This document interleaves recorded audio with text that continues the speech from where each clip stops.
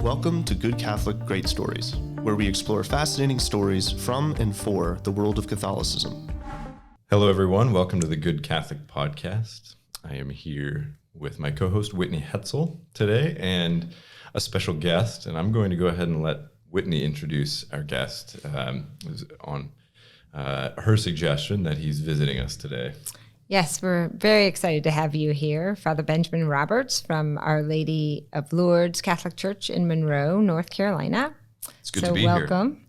Thank you. Yes, we are. We've been thinking about having you on the show for a while because I attended one of your masses, one of your Friday morning masses, where we said a number of prayers afterwards, which I understand is the novena that's been going on for a while at your parish. So we can just start there with maybe you could just share with us what that is, and then hopefully we can just delve into the whole purpose of why you're here. Well, every Friday morning, or just about every Friday morning, after the 8:30 a.m. Mass at Our Lady of Lourdes Parish in Monroe, we pray what we've titled the Perpetual Novena for Healing. And we started praying the Perpetual Novena for Healing on Friday, September 14th, the Feast of the Triumph of the Holy Cross in 2012. So we've been doing this for a little more than 7 years. Wow.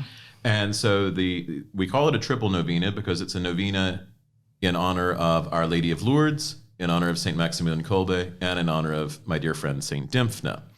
And so we pray for the intercession of Our Lady of Lourdes for those in need of physical healing, for the intercession of St. Maximilian Kolbe for those in need of healing from addictions. He's one of the patron saints of addictions, principally because of the manner of his death. And then for the intercession of St. Dymphna, she's the patroness of depression, mental illness, neurological disorders, Alzheimer's disease. I've heard now anxiety, autism, PTSD, and I just throw anything else you might want to give her. Right. And so we've been doing that every Friday, basically, for the last 7 years, and really seen some remarkable fruit from that. When we first started the novena, I had announced a few weeks before that this would be happening, and there were people from all over who were coming.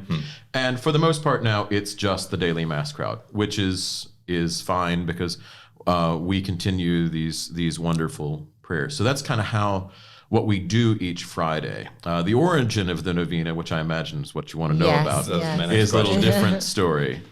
So in 2012, March of 2012, I made my own personal pilgrimage to the National Shrine of St. Dymphna in Massillon, Ohio. And I've had a devotion to St. Dymphna since I was around the time I was converting to Catholicism. Again, that's another story. But I made my kind of personal pilgrimage to the Shrine of St. Dymphna in Massillon in March of 2012. And while I was there, I was praying outside. At the time, the shrine was at a different location than it is now. I was praying outside in their shrine, in the outdoor shrine. And I started to think about how this devotion to St. Dymphna that I have could be spread wider, because she's not as well known, or wasn't 7 years ago. And I was thinking about that, but more than simply praying for those with mental illness, more than simply praying for that, but this was part of a larger thing. And so the idea came for a novena that would include a title of Our Lady, Maximilian Kolbe, because of his intercession for those with addictions, and then Dymphna for all of her things. And I knew the two saints, but I didn't know what image or what title of Our Lady. And I said, I just don't know which one it will be. And I wound up talking with the rector of the National Shrine, Father Ed, and he said, well, Father, Our Lady will make it clear which image or which title of hers it should be for this novena whenever this will come to pass. That was in early March, and on May 2nd, I received word that I would become the new pastor of Our Lady of Lourdes in Monroe, and I said, oh, Lourdes, healing, of course. Yes. So my original plan was to wait a while before introducing the novena, but I think in my first couple of days in Monroe, I got 5 or 6 questions about St. Dymphna from people who didn't necessarily know that I had a connection to St. Dymphna. And I realized that St. Dymphna, being 15 when she was executed, had all of the patience of a 15-year-old. And so I A week or so later, I went into my dear sainted secretary's office and I said, here's the idea, and here's what I want to do, and here's the novena, and here's how it will work, and here's the day that we'll do it on, and I think this is what we should start, and I'd like to start this maybe in September. And she looked at me with kind of tears in her eyes. She said, "Oh, Father, that's absolutely beautiful. Those are wonderful prayers. But there's something else I need to tell you. You're the pastor, and we're going to do what you want." I was still in the midst of that kind of transition where, Right. you know, so we've been doing that since September of 2012. Wow. And Wow. so it was bringing this devotion, but also these prayers for healing on so many levels. And that's exactly how it struck me when I was there the first time. I've been there now a few times, and just feel so. It's such a powerful prayer. But the first time that I said that, I think I had never thought about a triple novena or never heard that was a thing. But when I don't know that it was beforehand, but yeah, it was beautiful because there were so many things that that obviously are covered in there, but so often when I'm saying a prayer, I just feel like I have these incoming thoughts that like, what about this too, and this too, and especially in regards to all of those things. I think because you have the physical and with the addictions, and then you have the mental, everything else, right? Yeah. To me, it's just so beautifully complete in all those three. You know, with Our Lady, and then Saint Maximilian Kolbe, and then of course Saint Dymphna. So that's exactly how I felt it at the time. And every time I've gone back, in fact, I was just there a few weeks ago, and in the small chapel that you have, the daily mass chapel, it's so beautiful and kind of creaky and old. I don't know if you've been out there, but you always have the prayers there, and the picture and the statue, and yeah, it's the original statue of Our Lady of Lourdes that's attached to the parish. Oh, okay. In fact, one of my predecessors as pastor of Our Lady of Lourdes is Bishop Jugas. He was the pastor there. Really? I didn't know that. He was the pastor there when the phone call came from the nuncio. And the night of my installation in 2012, he said, we were standing in the old rectory, which is now kind of one of our office buildings. And he said, well, let me show you something. And we walked upstairs in the old rectory, and he walked into one room, and he stood and he looked down and he said, "This is where I was when I got the phone call." And I said, standing here, "Yes, I will accept the appointment as Bishop of Charlotte." And he said, I hung up the phone and I dropped to my knees. And I looked around the room and I thought, as if I weren't nervous enough tonight, my installation as pastor, you bring me here. Thank you, Bishop. So the novena, Father, do I gather then that you composed these prayers, or you I compiled them. Compiled, okay. Yeah, I compiled them. I think I wrote a decent section of the St. Maximilian Kolbe prayer. I think I recall that. I will say that for about 5 years, I had the great privilege every Monday, or almost every Monday, I celebrated Mass for the Poor Clares of Perpetual Adoration when they were here in Charlotte. And when I went to Monroe, and I was starting to think about this, and I was putting these, I knew that I wanted to put these prayers together. So I looked up novena prayers to Dymphna, to Saint Dymphna, to Our Lady of Lourdes, and to Maximilian Kolbe, and then said, I need to put these together in a way. And so there might be a sentence or two that I actually wrote, but I'm the compiler of them. And I took them to Mother Dolores Marie to show them to her. And I said, this is what we're going to do. And she said, first, we want copies of this.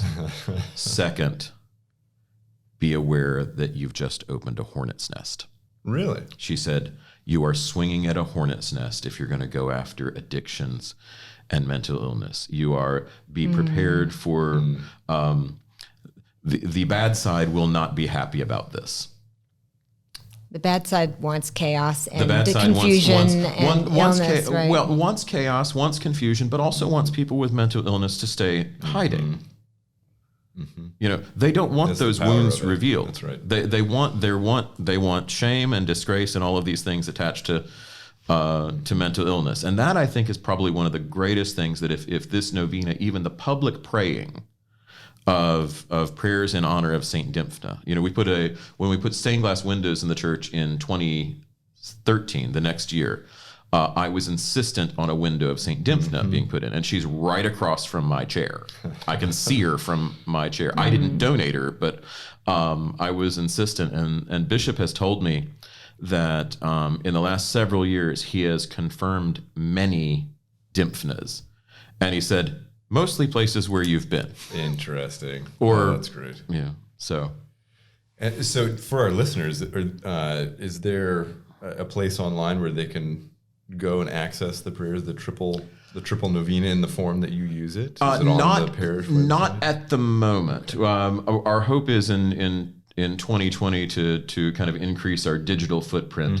But mainly, I mean, anytime people have asked for them, we've given them to them. Or if they, and we used to maintain an email address to send prayer petitions, but in 7 years, one person sent petitions. Well, no matter how many times we put the message out. So I don't know that we've checked that email address in a while. I think we still own it. So we will have to put I have the prayers on my refrigerator, but we will have to put them, we will have access to them after this podcast. We'll definitely have to do that. And I'm thrilled for that to happen. And probably we can start checking that email address again for petitions. But in many cases, people like to come out to pray with us. Absolutely. Monroe is not that far away. I mean, it's 25 miles southeast of Charlotte. Tell us where it is for those who are not familiar. It's 25 miles southeast of Charlotte. My neighboring parishes are St. Luke, St. Matthew, Our Lady of Grace to the south, and St. Catherine's Parish in Lancaster. So I'm about 8 or 10 miles from the South Carolina border, and that puts me 25 minutes from my parents' house. Oh, wow. So, that's wonderful. Yes. Well, since we kind of naturally got to the subject of St. Dymphna, you take a pilgrimage every March to the shrine of St. Dymphna in Ohio. So can you tell us a little bit about that? So the pilgrimage to St. Dymphna as a larger group. So I went myself in March of 2012. And then in May of 2012, I got kind of a frantic phone call from a friend of mine who was at the time the president of the Charlotte Catholic Women's Group, because 3 priests within a week had to withdraw as speakers for that week. And she said, whatever you want to talk about. And I said, well, I just got back from the shrine of St. Dymphna. Just a couple weeks ago, I just got back from the shrine of St. Dymphna. And then I said, so I can talk about that, but one rule, you can't record my talk. Because they were just beginning to record all of their talks. And I said, you can't record my talk. I'll tell you the story, which I now only tell on the pilgrimage itself. I only tell the full story on the pilgrimage itself. But I said, I'll tell the story, but you can't record it. And in the midst of giving this talk about St. Dymphna and my great love for her and passing out novena books, because we were within 9 days of her feast day, which is May 15th. Afterwards, in the midst of this talk, I said, well, maybe we could take a pilgrimage. Maybe we could take a group, like a bus tour to the shrine of St. Dymphna in Maslin, Ohio. And after the talk was all over, my friend said, well, I'd be willing to plan that pilgrimage if you want. Done. It's your job. And it was quite funny because she said, but you're probably moving from Salisbury and we don't know where you're going to live next year, and where would we be able to leave from, and would we be able to leave from Charlotte or somewhere near here? And it was the day before I'd been told that I was going to Monroe, but I couldn't tell anybody. So I said, fear not, I'm close, I will be close enough. So that's kind of how the pilgrimage tour started. And so we've been going every year since 2013. Actually, on the 2013 pilgrimage, we were leaving the shrine of St. Dymphna and we were on the tour bus, and I'd gotten copies of the Litany of the Saints so that we were singing the Litany of the Saints on the pilgrimage tour as the cardinals were singing the Litany of the Saints going into the Sistine Chapel for the election of Pope Francis. That right? For the conclave. Each year has been kind of marked by some kind of really kind of profound event. But we go every year. Usually it's we leave on the second Sunday of March. So it's the kind of the Sunday closest to March 11th. And we take a tour bus and we leave on Sunday around noon, leave from Charlotte, and we pick up a group of people in Mooresville, and then we're in Maslin, Ohio at their one hotel that they have. It's a very nice place to stay, but the one hotel in Maslin, Ohio. We're there by about 10 o'clock, and then the next morning we go over to the Shrine of St. Dymphna. We're greeted by the shrine staff there, have a chance to tour. We celebrate Mass together, and then different years we'll do different things in the afternoon. This year we're staying the whole day at the Shrine of St. Dymphna. And then on Tuesday, we get up and we go to the Basilica of St. Mary in Marietta, Ohio, which is a gorgeous papal basilica, and celebrate Mass there and have a tour, and then head back. So we leave on Sunday at noon and are back by Tuesday night. So it's a quick trip, but it's pretty prayerful. We pray the Liturgy of the Hours along the way, and usually the Rosary and some other devotions, and then whatever good Catholic or wholesome movies that I want to watch. Did you use that phrase, good Catholic, on purpose? I didn't, but now that we can, yes, they are good Catholic movies. So we kind of pick. It's quite funny because I would gladly watch the same 4 movies every year. I have no problem with this at all. But I usually wind up introducing the community on the bus to some of my favorite movies. The Keys of the Kingdom with Gregory Peck is my favorite image of a priest in the movies. But we also, one year we watched, we have to watch the Song of Bernadette because I'm the pastor of Our Lady of Lourdes. The year Mother Teresa was canonized, we watched one of the movies about her, Restless Fire, which is one of the movie about St. Augustine. So we always kind of pick some good Catholic movies to watch. It's good to watch good Catholic movies. That's right. Is that and consume other good Catholic things? Right. It is media. Content. So, yeah, Yes. exactly. So let me ask you, Father. I want to quickly get into St. Dymphna's story because I think a lot of our listeners by now have already hurriedly pulled out their smartphones and searched for St. Dymphna. But before I do, since we're on this track, for our listeners, I sort of cheated and asked Father this off the air already, but I didn't get the answer yet. So you mentioned that this pilgrimage takes place in March each year. I said, around.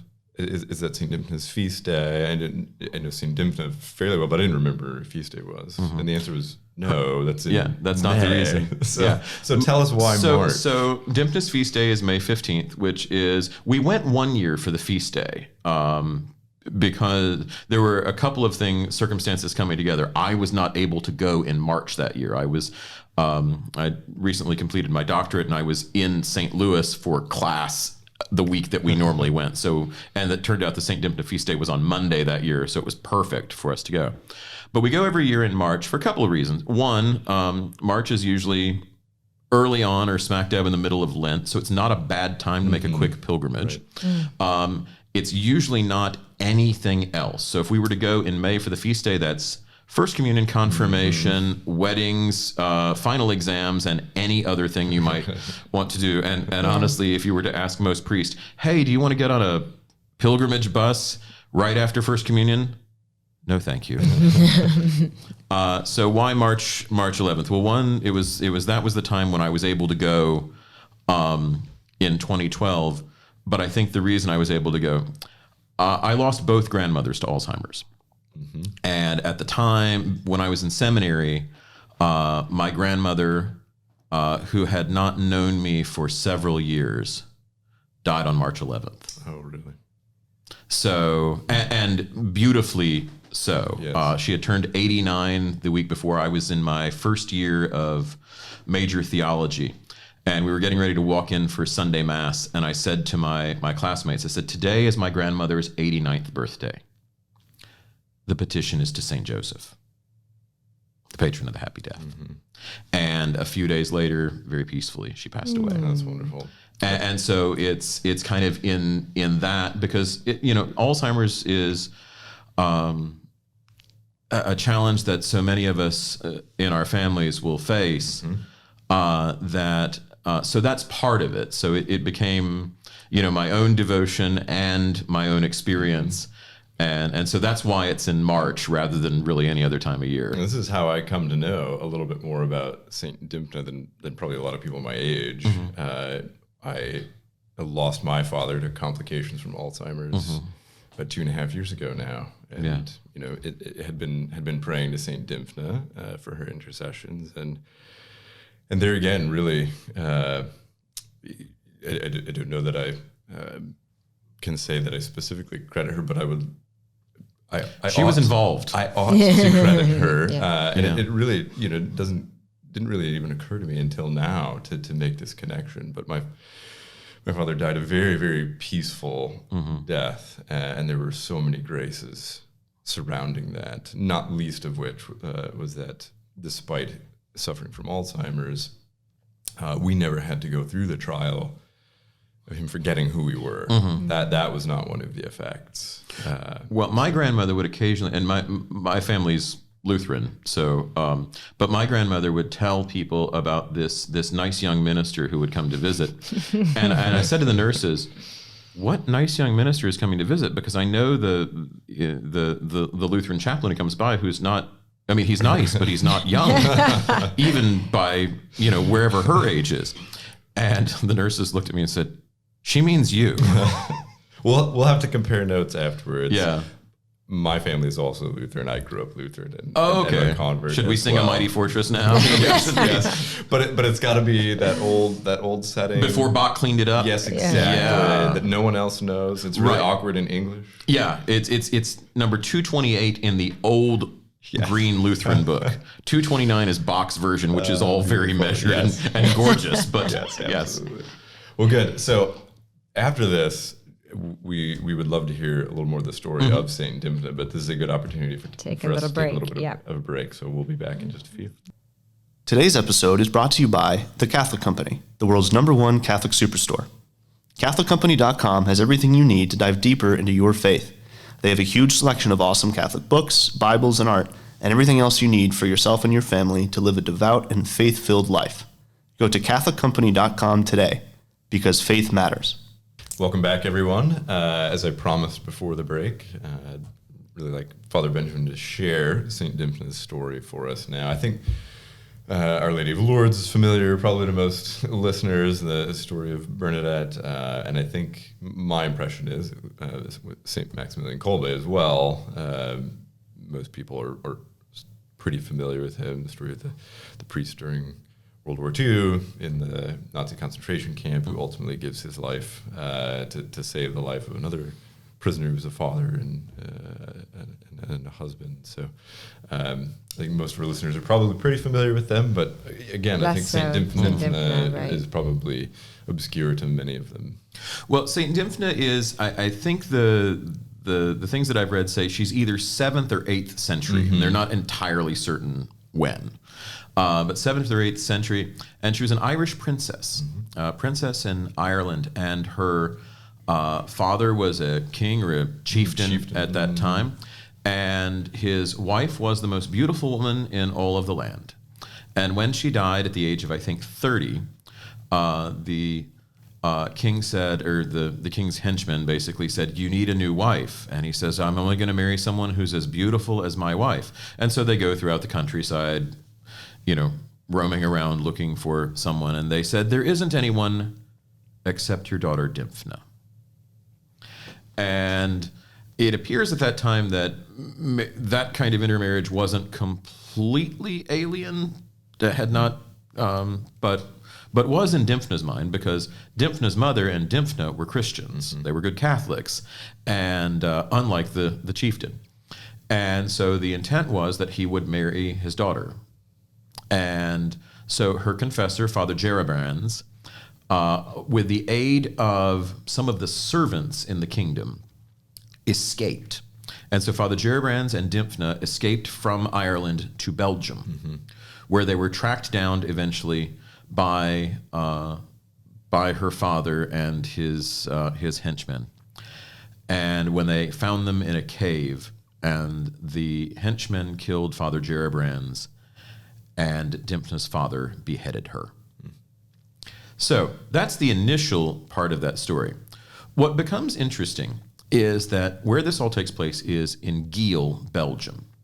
And Giel, Belgium becomes the center for the treatment of the mentally ill for about 1,000 years. All of it devotion to St. Dymphna. They say that when they found the tombs of Dymphna and Gerabrands, they were these like carved caskets into the walls of a cave. And then so Dymphna's body's in the Basilica of St. Dymphna, and I think Gerabrands in the Basilica of St. Gerabrands. There in Giel, Belgium.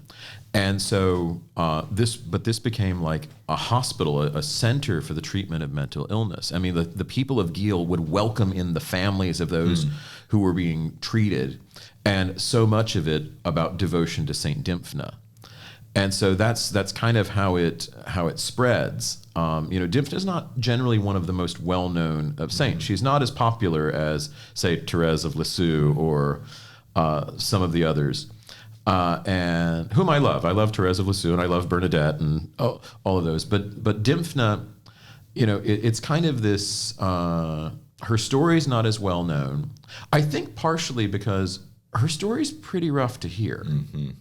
There are a lot of things in Dymphna's story that could really trigger people's memories, and might not be the easiest thing for people, abuse victims in particular, to hear. But her story, is so powerful, and her intercession so powerful. And so that's, I think, why, devotion to her is growing, I think, so much, and needs to grow so much. I don't want to take away from any of the other saints, but I promised Dymphna when I entered seminary that if I ever got ordained to the priesthood, that I would promote devotion to her and make a pilgrimage to her shrine. So that's part of why I made the pilgrimage in March of 2012. I was almost 3 years ordained. I thought, probably on the cusp of moving from being an associate, being a parochial vicar, to being a pastor, knowing that would, be a real change in my life. And I said, I need to go and see Dymphna, because I'd never made it to the shrine. I'd thought several times about going there, but throughout all of my priesthood, I've been a priest now 10 and a half years, I've always been promoting devotion to St. Dymphna. Right after I got to my first assignment in Greensboro, I called the Shrine of St. Dymphna, and I said, could you send me some cards or, prayer, little prayer books, devotions, things like that? I said, because I promised Dymphna that I would promote devotion to her, and just let me know what it cost, and I'll buy anything that you're willing, but if you'd be. And the lady on the other end of the line said, am I to understand that you're a newly ordained priest who has promised St. Dymphna that he will promote devotion to her? Yes. Okay, so there'll be a package in the mail to you tomorrow. and so I wound up in my first year, I was in my first assignment for a year, and was passing out devotion to St. Dymphna, passing out the little prayer books that they give out at the shrine, they have at the shrine.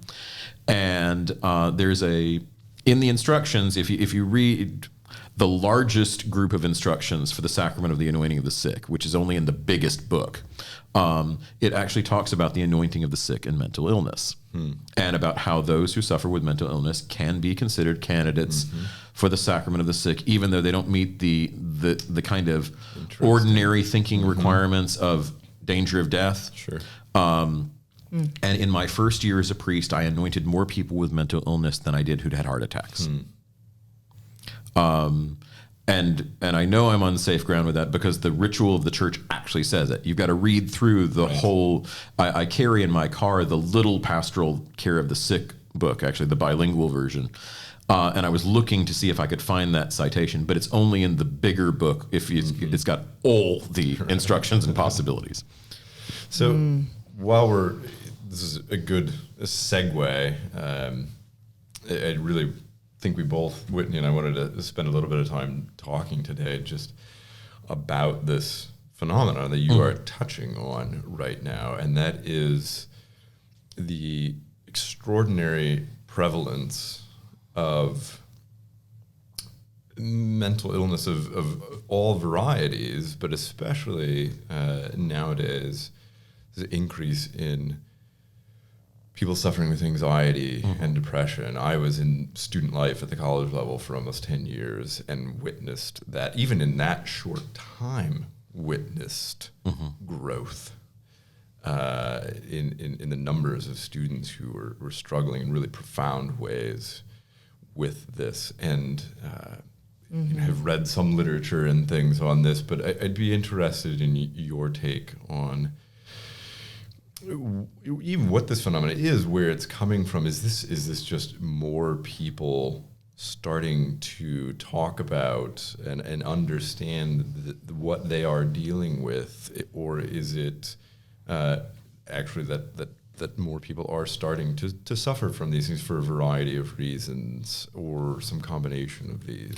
I think first, probably it's that it's coming out of the shadows. I think that's the first thing, that it becomes a little more safe to talk about issues with mental illness or with anxiety, things like that. I think that has probably been one of, in other words, that the stigma is lessening. And I remember in thinking about my own battle with depression and PTSD years ago, and being attentive to the continuing effects of having had a long battle with depression and PTSD before I entered seminary. There's a lot of illnesses that it's kind of acceptable to have. You can say, I'm a diabetic, I need insulin. Right. I have, this is the pill that I take. I'm a parish pastor, so here's my blood pressure medicine. I do have blood pressure medicine, which certainly you do.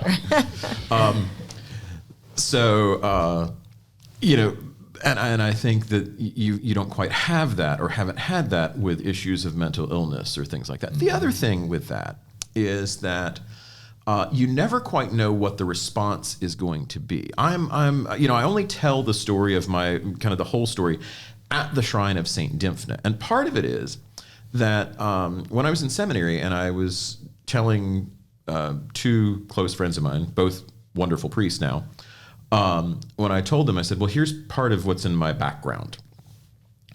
And one of them was very supportive, and one of them was afraid to talk to me after that. He said, I'm afraid that you'll come unglued. And I said, I'm far psychologically healthier than you are. I assure you. And in fact, it was always kind of funny, because the counselor at the seminary said, oh no, you're not perfect, and that's why it can, all the warning signs and the things to watch for. So I think there's a part of it that's the lessening of the stigma. I think there are probably a lot of other circumstances. I don't know exactly what it is to see this great kind of uptick in, particularly with anxiety. Right. And anxiety is so tough to define and so tough to treat, and so many different manifestations. I ask people when they come to me and they talk about this, and I said, well, how does your anxiety manifest? Right. Like, what does it mean for you? What is your experience? Because, those are different things for different people. And you look up symptoms of anxiety, and you'll come up with basically every possible thing. Right. Well, and everyone has it if there's... And everyone has it if you don't have the... one of the questions that I always ask, I kind of have my own mental health checklist and the one that I suggest for other people. Right. Especially with... So one of the things we were taught in pastoral care and counseling was, one of the first questions that you keep in the back of your mind is, are you the person they should be talking to? Right? I mean, day one, you are not a mental health professional. You are not a professional counselor. You are a priest who administers the sacraments and proclaims the good news and the gospel of Jesus Christ, and can help people. You can listen and be helpful. But there's a certain point at which you're out of your depth. And you need to know that, and you need to be able to encourage people or help them to find the resources that they need. So the kind of mental health checklist that I go through is, let me look at the circumstances going on around me. Okay. Is the way that I feel right now normal for the number of things that are going on around me? And if the answer is yes, then we're fine. Well, you touch on a couple of things that just sparked my radars were going off. Well, first of all, the word anxiety. I do think that there is, like you said, we all deal with anxiety as a I guess, descriptive word that is, and the anxious Sure, thoughts just the that normal are just a stresses part of Right. adult life. But in some ways, I wonder if that word is been so used and is used to define that we're talking about, the basic anxious feelings that Right. we all have, and the very serious issue of anxiety Right, that yeah. would have to be then, it's clinically diagnosed or whatever that is. So that's the first thing. And the second thing I was thinking, it's all the same thought process, but is when you did talk about a professional, I feel like that's such a healthy thing to say, because in my experience, which I also related to you, because I think that we all know things when we know them. So when I have a master's in counseling years ago. So I would hear about these things, and they'd be interesting to me, addictions, anxiety, all those things. But then I became a mother. I never really practiced, as a counselor, but then I became a mother. And then I had a whole different reason to be interested in these things. And especially as my younger children got older, and we did deal with a lot of these things. And so to me, I can say, yes, it seems epidemic. It seems like it's all over the place. But I am also just more, it's really affected my life. I don't know really any family who hasn't really been affected in some way by those things. But again, when I was getting my, advanced degree in counseling, I just had little kids, and I didn't really have as much reason to be exposed to it, I guess. But anyway, the psychological, looking at it from a psychological perspective, seeing a professional, and the spiritual side of things. I mean, obviously, you probably as a pastor have to sometimes act as a professional counselor, and Yeah, to an extent. I mean, I'm careful about that, but at the same time, it's and also my experience, because once it became kind of known that I had this devotion to Saint Dymphna, and people were able to figure out that it was more than that my grandmother died of Alzheimer's. So I wind up catching a lot of calls. I get Sure. I get a lot of just calls. Father, I understand that you know something about Saint Dymphna, and I'd like to come talk to you. I will work you into the calendar. Saint Dymphna has sent you to me. Right. We will find a way to have a conversation as soon as we can. So and so I find myself in those situations pastorally, as most of us do. I think that distinction between what is clinical anxiety and what is normal human angst probably is getting a little blurred. Sure. But I'm not sure that either category has been sufficiently dealt with. So I talked to some of the kids in my parish, and they're like, well, we're anxious. We have anxiety. About what? Well, I'm a senior in high school, and I'm trying to decide where I'm going to go to college, and I've got to take the SAT, and I've got... Yeah, that's normal. That's very normal. You should be stressed at this point in your life. I don't mean that. Well, no. I mean those are all stressors. That's Right. What has always struck me though is, I don't know if I want to say research seems to bear this out, but in my work with students, obviously those sorts of situations arose constantly. Right. Well, Yes. it's finals or it's mid-semester, and I find myself behind, and that's a source of anxiety. And it's the law of nature. for me. Somewhere between 18 and 22, you need an existential crisis. You gotta have one. You gotta deal with the right. mystery of being and your nothingness and your everythingness right. before the mystery of God. Well, no. Maybe this is part of it, because that is, there are so many students who do feel themselves experiencing a crisis. Yeah. But what struck me in dealing with the students they did is, that for many of them, an apparently increasing number of them, who knows what could have been going on in the background, but when speaking with them, it didn't become plain that there was anything additional going on beyond just those normal human experiences which cause stress to anyone. And yet what was missing was just the basic ability to process those normal human experiences and cope with them and sort of live alongside them and get through them. They seem to be crippled just by those normal human stressful experiences. That's what I started to see more of, and what, literature around the student life sector seem to reflect as well. We just, you're not dealing with life. Profound experience. Some of them certainly are, undoubtedly, without us knowing it, dealing with something much deeper than that. But there seems to be an increase in this inability to process these normal human experiences, which I think is adding to the difficulty. But the reality of it is still that once they get to that point, they are now experiencing a deeper crisis, which they don't know how to navigate. And that's what we're talking about. We're talking about, the really burdensome kind of anxiety or that essentially incapacitates one. Right. So I benefited a bit from my first degrees in philosophy, and my favorite of the philosophers is Soren Kierkegaard, who writes a book about well, you were Lutheran, kind of dark. I was Catholic by the time I encountered Kierkegaard, but who writes a book called The Concept of Anxiety, and then Fear and Trembling and Dread and all these things. Wow. And you read him and you're like, no, my day's all right.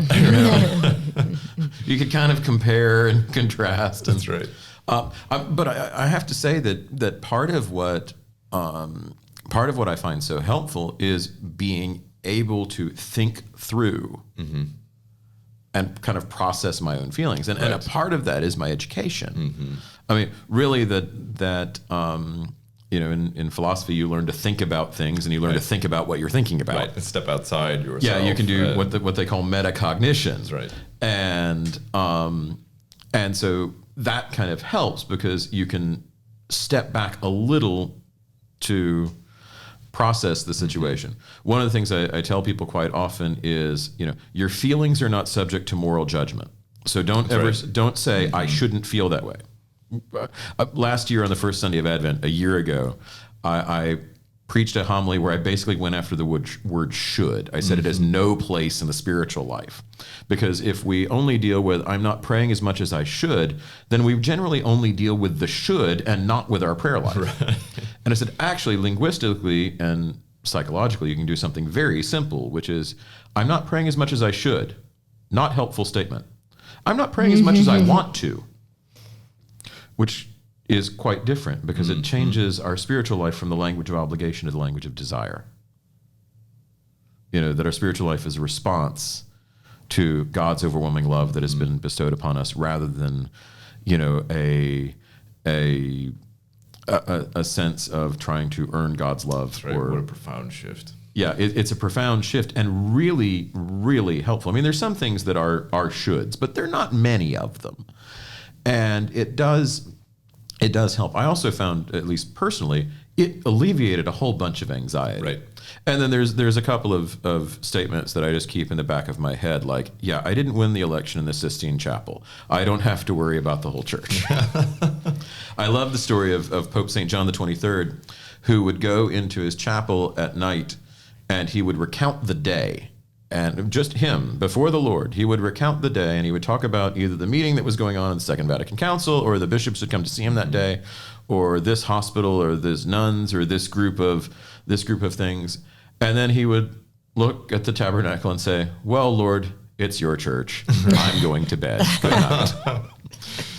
And the same thing could be extended to so many things in our lives, right? Yeah. I know lots of people, I'm sure lots of people who are they're not even priests, and they're deeply anxious about the whole church and the culture and everything that is happening at a macro level around them. And then, of course, you throw in the things that it is in some ways much more sensible to be stressed about, which is, well, my kids are leaving the church, and I'm praying for them, but I stay up all night worrying about them and their spiritual well-being and the state of their eternal souls. And Well, on the that response note, to that is, well, that is sad and it is worrisome, and it's entirely reasonable that you as a parent should worry about those things and pray about those things, and to be able to truly abandon those completely would be an extraordinary grace. Well, and I don't think John the 23rd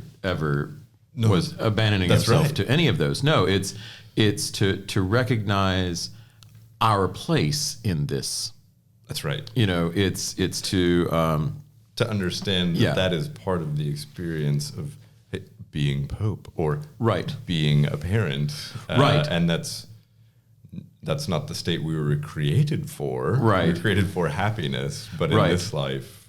But I think also for now, just kind of almost a great place to wrap up is that what do we do, Father? Like we are in the midst of this, whether it is truly epidemic or whether it is just as it always was, maybe a little bit more so, but it's coming out now. We're able to talk about it. What would you say are some things as parents, as friends, as colleagues? Like, what are some of the things that we can do to, lessen the not the blow really of what these things mean, but just help other people in coming to grips with some of these things that are sometimes larger than what we feel like we can handle, and I'm obviously as a pastor, you deal with it all the time, but we also deal with it as parents, and people deal with it friends, when this word anxiety and all these emotional things and all the mental disorders or things like that. I mean, there's so many, but what is one thing that we can kind of do, or what would you suggest as something we can remember? I'll give you 3. Okay. Be present, be patient, be prayerful. Be present, be patient, be prayerful. You don't lighten the burden of someone with mental illness. You walk with them. Mm-hmm. There is, and sometimes we're in a position to really actually affect some kind of change or be part of that.